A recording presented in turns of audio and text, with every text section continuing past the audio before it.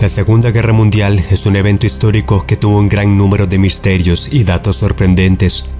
Entre ellos está la historia del marino Charles A. Jameson, un caso que tuvo a doctores pensando durante años. A finales de la Segunda Guerra Mundial era común que barcos trasladaran heridos del frente de guerra hacia Estados Unidos para ser tratados en los hospitales. A inicios de 1945 llegó uno de estos buques a Boston con cientos de heridos, entre ellos uno con una etiqueta que decía Charles A. Jameson, 49, religión católica, ciudadano americano, Kioris Ark. Este hombre, identificado como Charles A. Jameson, se encontraba inconsciente, estaba herido de disparos en la espalda y también tenía una herida infectada en la cabeza.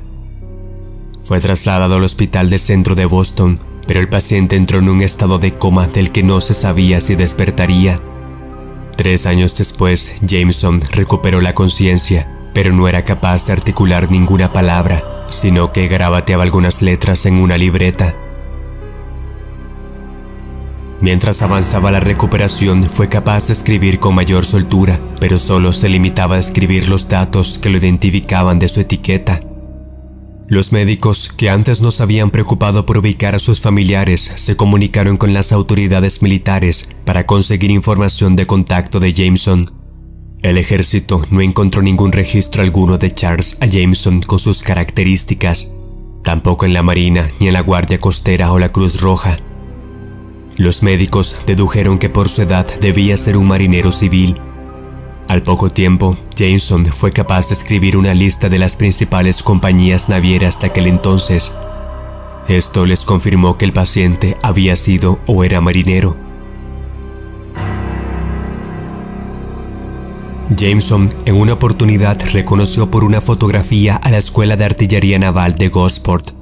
Las autoridades se pusieron en contacto con el ejército del Reino Unido, pero el registro marítimo británico no tenía nada inscrito con el nombre de Charles A. Jameson.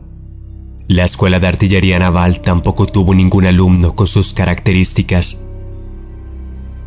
Las autoridades militares se enfocaron en localizar el buque de Kioris Ark que indicaba Jameson. La Marina Mercante encontró en sus archivos el registro del buque, pero este era del siglo XIX.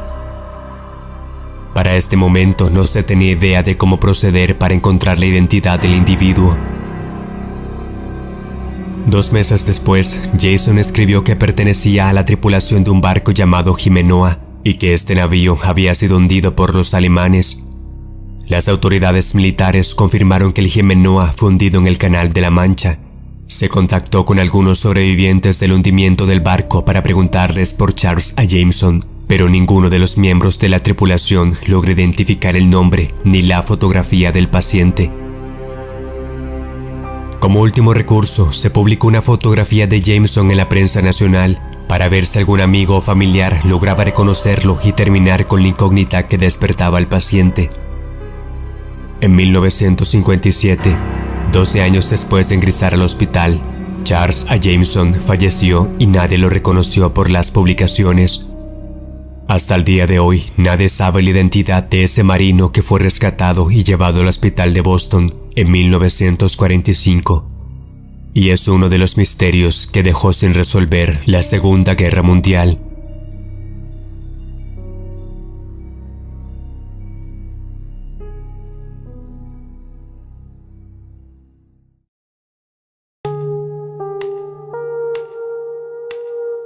El ladrón de trenes Big Nose, George Parrott, es el único hombre en la historia de Estados Unidos que se convirtió en un elegante par de zapatos de piel humana después de su muerte.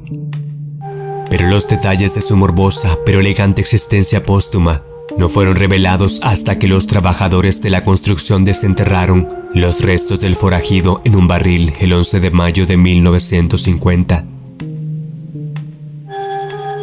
Big Nose George era un forajido, miembro de una banda de ladrones que robaban carros y caballos en Wyoming. El 16 de agosto de 1878, la pandilla conspiró para robar un tren de Union Pacific haciéndolo descarrilar. Sin embargo, mientras 7 de los miembros forajidos se escondían entre la maleza esperando la llegada del tren, llegó un equipo de la sección, descubrió el riel manipulado y llamó a la ley.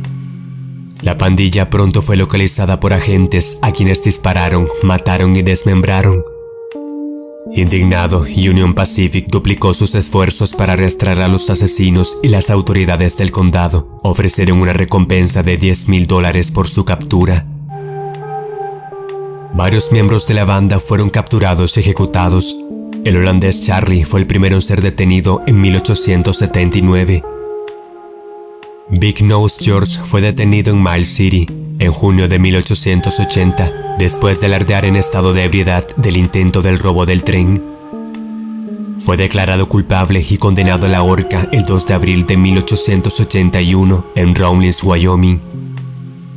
Sin embargo, un intento de fuga el 22 de marzo aceleró el proceso. Una turba de más de 200 habitantes enojados colgaron a George Parrott, y luego de 2 intentos fallidos lograron matarlo al final con la cuerda. Sin familia que reclamara el cadáver, los doctores Thomas McGee y John Osborne se apoderaron de él para estudiar su cerebro. La esposa de Osborne estaba criminalmente loca. Esperaba que estudiando el cerebro de un criminal descubriría una cura para su esposa. Con la ayuda del asistente Lillian Held, de 15 años, los médicos cortaron la cabeza de George. Después de quitar toscamente la tapa del cráneo, examinaron el cerebro y no encontraron diferencias marcadas entre el cerebro de George y de uno normal. Fue entonces cuando Osborne dio un giro hacia lo extraño. Comenzó haciendo una máscara mortuoria del rostro de George con yeso de París. La máscara carece de orejas porque las de George se le desgastaron mientras luchaba por el extremo de la cuerda. Luego, Osborne le quitó la piel del pecho y los muslos a George, incluidos los pezones, y le envió una curtiduría con instrucciones de hacer una bolsa de medicina y un par de zapatos. Aunque decepcionado porque los pezones de George no habían sido usados, Osborne usaba sus zapatos nuevos con orgullo. El médico continuó con sus experimentos y diseccionó durante un año, manteniendo a George en un barril de whisky con una solución salina. Cuando terminó, los restos fueron enterrados en el patio detrás de la oficina del Dr. McGee. El casquete fue entregado a la señorita Held, quien más tarde se convirtió en la primera doctora en el estado de Wyoming. A lo largo de los años lo utilizó como cenicero y tope de puerta en su oficina.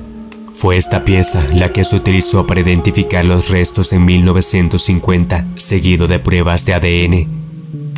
Aunque tenía 80 años, Lillian Held todavía estaba viva y en posesión del casquete de George.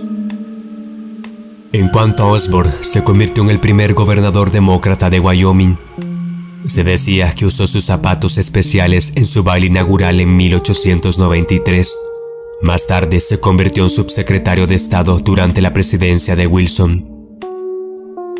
La máscara mortuoria, el cráneo y los zapatos hechos de su piel ahora son la atracción estrella en el Museo del Condado de Carbón en Rawlins, Wyoming, junto con los zapatos que usó durante su linchamiento y otros artefactos. Los otros restos de George fueron enterrados en secreto en un lugar desconocido.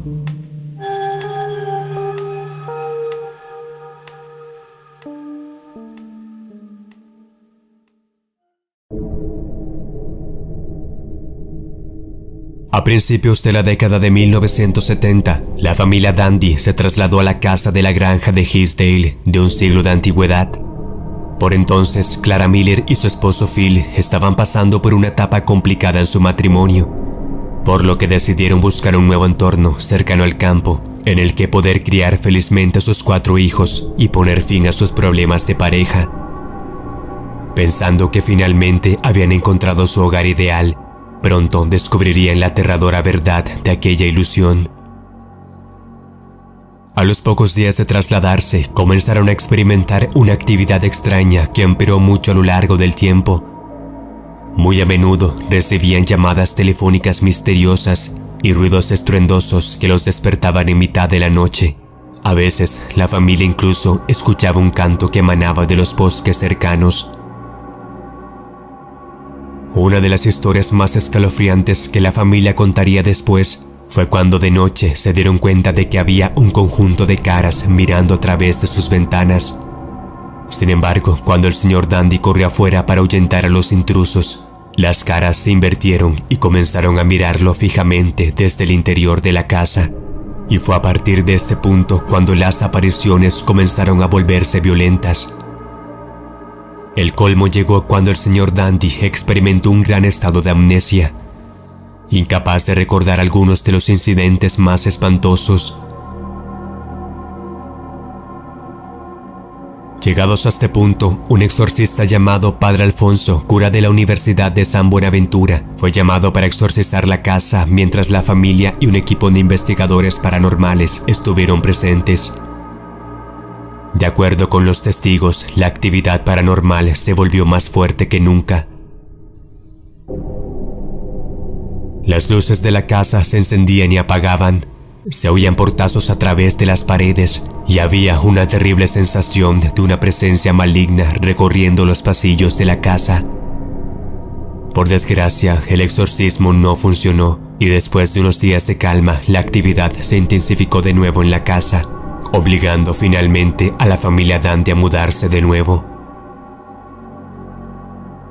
La documentación sobre la casa de Hinsdale continuó en el año 2000, cuando Clara Miller Dandy escribió un libro llamado Ecos de una cacería, que detalla las terribles experiencias de su familia mientras volvieron a la casa, desde julio de 1973 a octubre de 1974. Ruidos, voces y misteriosas apariciones son tan solo algunas de las vivencias que Clara Miller confiesa haber sufrido en su casa de Hinsdale. Ahora, la casa ha sido comprada y mantenida por un investigador paranormal local, con el fin de preservar el edificio con fines de investigación. Muchas casas embrujadas han tratado de tomar el codiciado título de convertirse en la nueva Amityville. Sin embargo, la casa de Hinsdale es la única que realmente puede estar a la altura, ya que sigue atrayendo la atención por las luces que se encienden y apagan en mitad de la noche, cuando ya nadie la habita.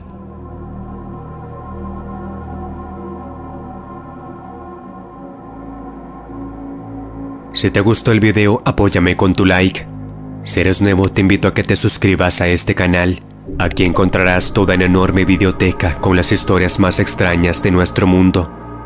También te invito a que actives la campanita de notificación para no perderte ninguno de mis próximos videos. Si deseas apoyar este espacio de una manera especial, puedes unirte a la comunidad de miembros, que será de gran ayuda y motivación para mí. Si tienes algún tema o historia que contar, puedes escribirme al correo oficial en pantalla.